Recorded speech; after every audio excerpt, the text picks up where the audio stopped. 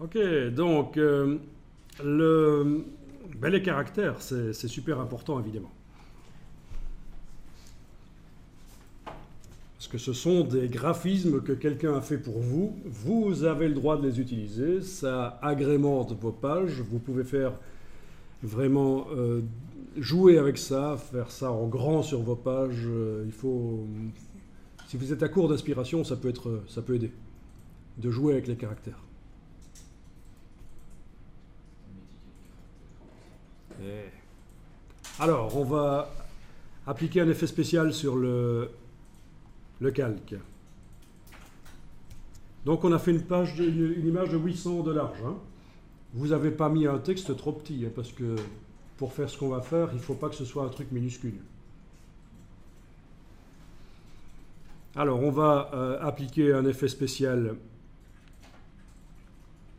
Donc je vais dans les options de fusion et je vais enclencher le biseautage et estampage.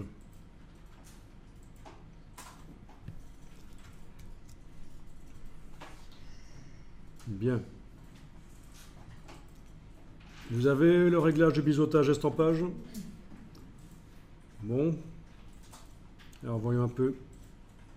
Biseau interne, ce sera mieux. Voilà. Vous déterminez la taille du biseau, profondeur, etc. Voilà. Donc tout ça est très moche, il faut faire gaffe. Hein.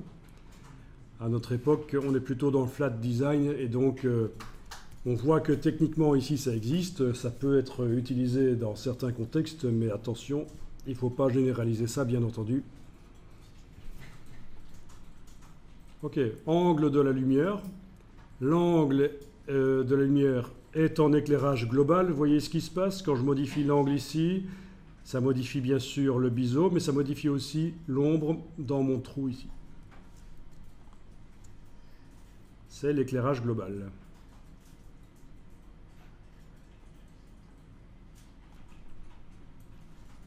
Ok.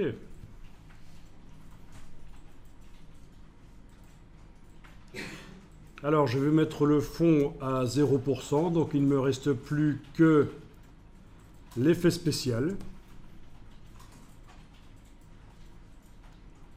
Je double-clique sur le mot biseautage et estampage pour aller modifier ça.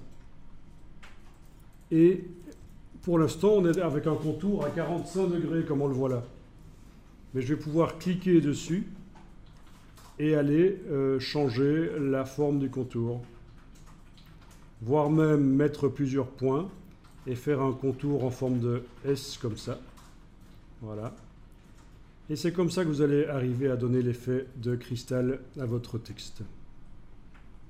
C'est grâce à ces contours complexes que vous créez en cliquant donc sur l'icône ici pour modifier le contour. Et aussi en changeant l'angle. Voilà.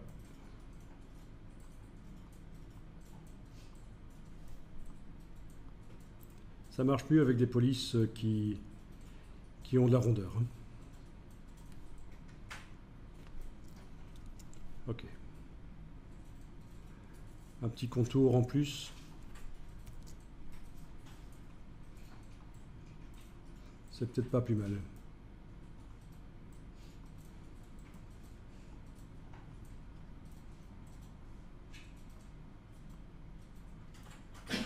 Une petite ombre en plus.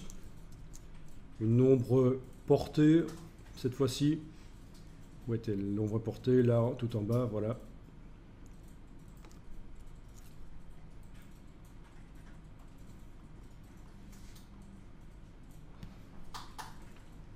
Et tout ceci pourrait fonctionner aussi avec un logo, avec une illustration, avec une icône.